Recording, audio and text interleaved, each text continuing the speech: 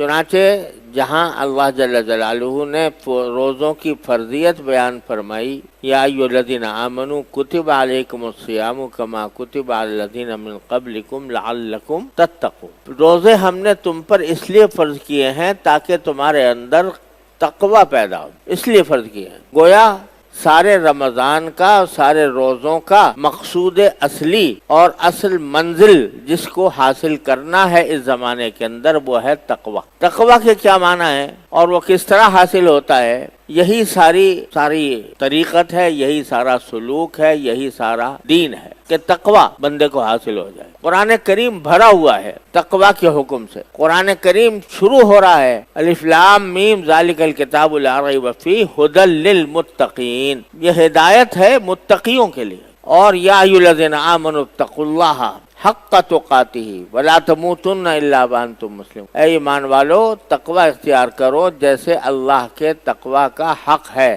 اور تمہیں موت ہرگز نہ آئے مگر اس حالت میں کہ تم فرما بردار ہو اللہ تعالیٰ کے۔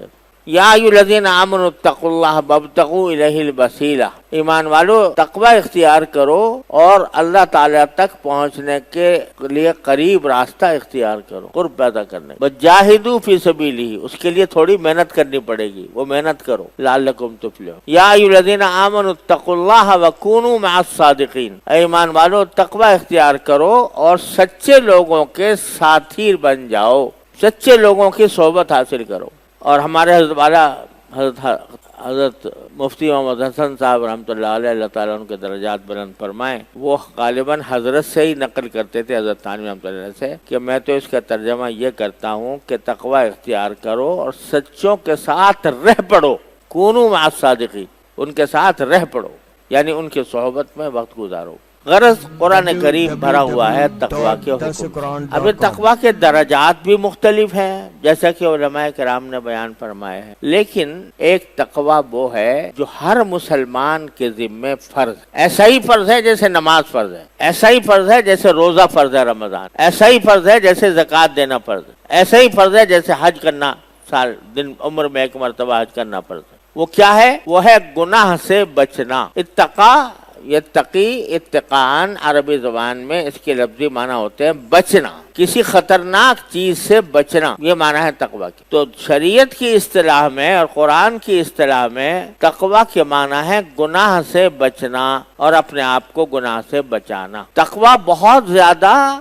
نفلی عبادتیں کرنے کا نام نہیں ہے۔ آپ ایک آدمی کو دیکھ رہے ہو کہ وہ صبح سے شام تک نفلی عبادتیں کرتا رہتا ہے، نفلی نمازیں پڑھ رہا ہے، نفلی روزے رکھ رہا ہے، ٹھیک ہے، اس کی ظاہر حال سے یہی معلوم ہوتا ہوگا کہ بھئی جو اللہ کے بندہ اتنی عبادت میں مصروف ہے تو ضرور گناہوں سے بھی بچتا ہوگا۔ اس واسطے ہم اگر اس کو کہہ دیں بھئی عبادت گزار آدمی ہے، ٹھیک ہے، عبادت گزار ہے، نیک ہے، اللہ تعالیٰ کی عبادت میں مصروف ہے، عابد ہے، لیکن متقی کہنا اس وقت تک ممکن نہیں ہے جب تک کہ یہ پتہ نہ ہو کہ یہ ہر قسم کے گناہوں سے اپنے آپ کو بچاتا ہے۔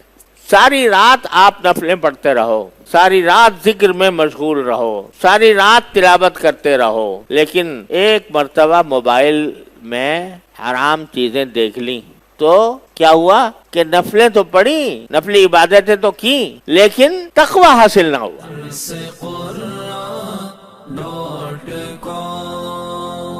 www.darsequran.com